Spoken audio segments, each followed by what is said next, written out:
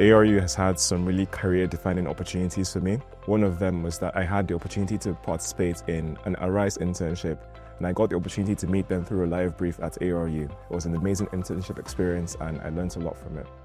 I think ARU has a lot of well-equipped facilities like the metal workshop, the lab we're in right now, and I'm allowed to go in them whenever I want to learn more and practice the things I'm learning in the lectures.